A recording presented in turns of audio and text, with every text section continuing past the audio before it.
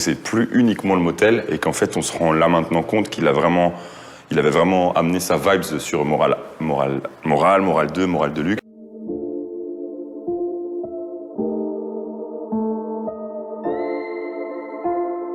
Tous les autres. Bon, je suis Roméo Elvis. Mes seconds prénoms sont Johnny, Elvis et Kiki. Je suis né à Bruxelles, mais ma ville, c'est Linkebeek. Quand j'étais petit, mes idoles étaient Mark Wilmots, Blabla et mon père. C'est donc ce jeune rappeur belge de 26 ans, Roméo Elvis, qui aura marqué ces dernières années grâce à son rap, sur lequel nous allons revenir. Alors qu'il travaille en tant que caissier chez Carrefour, c'est en décembre 2013 que sort son premier EP, Bruxelles c'est devenu la jungle, où il est en featuring avec Laure du Commun, qu'il a, il le dit lui-même, repéré. Et j'en menais pas large avant que Laure du Commun ne m'ait repéré. Une fois repéré par Laure du Commun, c'est Le Motel, qui est un producteur, beatmaker et illustrateur bruxellois qui va avoir une grande influence sur la musique de Roméo Elvis. Tout est clair dans ma tête quand le motel fait le taf, mais j'ai pas encore trouvé le thème qu'il faut. Son troisième EP nommé Moral ainsi que Moral 2 et Moral 2 Deluxe seront toujours en collaboration avec Le Motel et c'est avec Chocolat que Roméo se lance dans son premier album en solo. Celui auquel je prête le plus d'affection, c'est Moral 2, parce que c'est l'aventure avec Le Motel. C'est un groupe qu'on a conçu ensemble, qui a duré très longtemps. C'est ça qui nous a poussés tous les deux au sommet de notre art. C'est avec ça qu'on a tourné à fond. Donc voilà, c'est la plus belle des histoires dans le truc. C'est juste avant la sortie de Bruxelles arrive en duo avec Jean-Jacques Caballero que Roméo Elvis démissionne de son travail de caissier afin de se lancer pleinement dans la musique. Bientôt sur scène avec tout le soir. Le public est bouillant et tu te demandes pourquoi. Pourquoi? Parce que tu vas finir au père Lachaise et pas moi. J'ai des sons qui te font perdre la tête et ça fait tu vas finir au père Lachaise et pas moi. J'ai des sons qui te font perdre la tête et ça fait Bruxelles arrive. On est serré dans une caisse, Bruxelles arrive. Sa ville, Bruxelles, a eu une importance majeure dans sa musique. Mais bien que ce soit une fierté, il n'hésite pas non plus à dénoncer l'histoire coloniale de la Belgique, comme on peut le voir dans Belgique Afrique, son morceau de son album Chocolat. Je suis vraiment fier d'être belge, même si j'ai honte de nos ancêtres. Ah, c'est du passé. Vive notre économie, on n'en serait pas là sans les colonies. Et même si je suis vraiment fier d'être belge, j'ai quand même honte de ce qu'on enseigne. Théo Franken.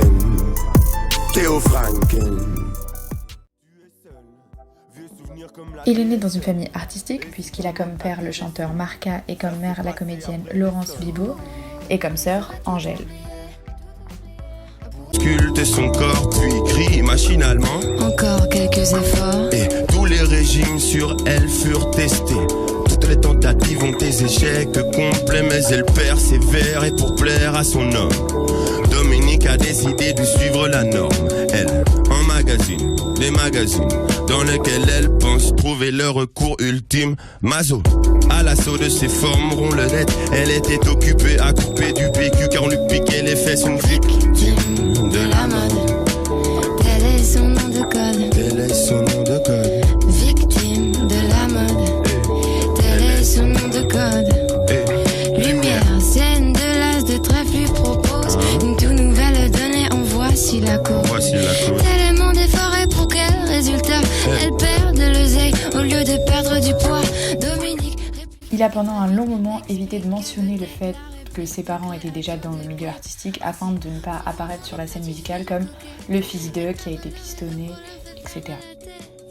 Il a décidé de s'engager sur plusieurs sujets qu'il tenait à cœur comme les acouphènes, les bouteilles en plastique, les politiques avec la montée de l'extrême droite ou les drogues.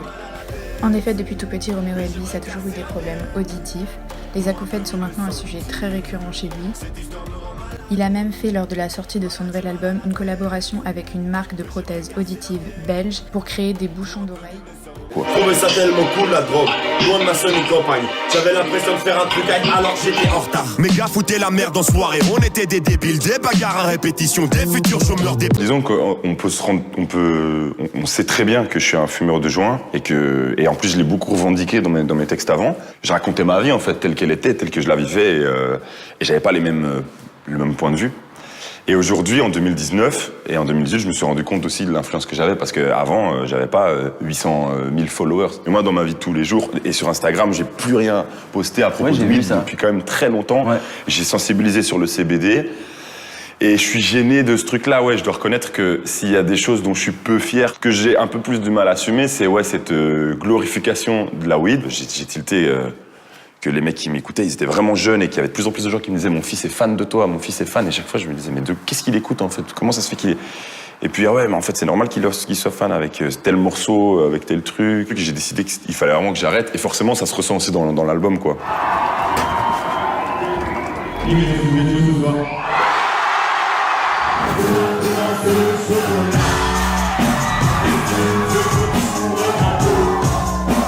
Mon ami, j'espère que t'es fort en maths. Tu vas pas pouvoir compter sur la peur. Ça peut sembler vraiment méga hypocrite quand on voit que je fréquente Caballero et Jean Jass et qu'on sait très bien ce qu'on fait quand on est ensemble, tu vois. On se prépare des méga sandwichs et tout le bazar.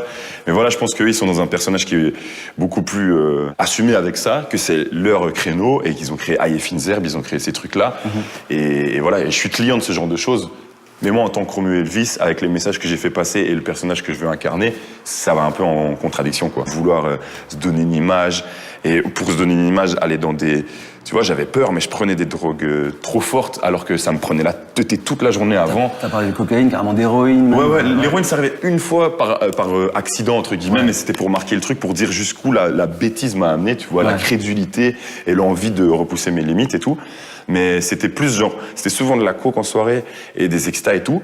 Et je me suis éclaté avec ça. C'est trop drôle, hein. Mais voilà, il faut vraiment, tu vois, il faut vraiment pas en prendre parce que c'est mauvais pour la santé, tu vois. À chaque fois que j'allais dans ces soirées-là, ça me prenait la tête avant et après trop longtemps et ça m'usait vraiment de l'énergie. Et le soir, j'étais en chute et je suis anxieux de ouf, tu vois. Donc les chutes de drogue, c'est vraiment un truc où tu te remets en question de ouf et tu te dis, et tu perds goût à la vie. Et tu te dis vraiment.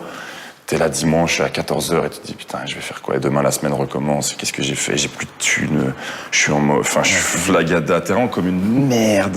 Et c'est une soirée qui t'a fait arrêter. Cette soirée-là, on s'est bagarré avec les potes de ma copine. Ah ouais. Donc ça a fait bagarre générale entre des gars que je connaissais et d'autres que je connaissais. Et moi, j'étais l'entre-deux de ce truc. Et ça a été très très loin. Et du coup, à partir de là, j'ai déjà arrêté de commencer à fréquenter une partie de l'équipe. Mais tu sais, arrêter comme ça, c'est dur, hein, parce qu'en fait, tu te mets en mode… tu te dis pas que t'es en mode dedans, tu vois. Tu te dis juste que tu xales avec ça en soirée et tout. Et puis après, tu te rends compte que t'as besoin de ce truc, en fait. Il faut… Si je peux pas aller m'amuser sans ce truc, aller juste une fois. Et puis tu te déculpabilises, t'achètes plus, mais tu tapes sur les autres. Ouais, mais j'ai pas pris. Et puis voilà. Et puis au final, le seul truc qui marche vraiment, désolé de le dire, mais c'est quitter les gens avec qui t'es. Face à leur succès et le nombre de personnes qui les suivent grandissant, le père de Roméo et Angèle a décidé de leur offrir à chacun pour Noël une gourde afin qu'ils communiquent sur les effets de l'utilisation du plastique. Roméo a donc pu lancer une pétition avec le hashtag #MaGourdeAmoi, visant à ce qu'on utilise des gourdes dans les écoles. Il a même eu un échange avec le ministre de l'écologie français, mais aucun retour de la Belgique, ce qu'il regrette. Il a également développé plusieurs modèles de gourdes dans ses produits dérivés en vente sur son site. C'est tout pour moi, je vous quitte avec mes paroles préférées. Nouveau riche, ma Lamborghini, après quelques dos d'âne. Allez, salut, chocolat disponible.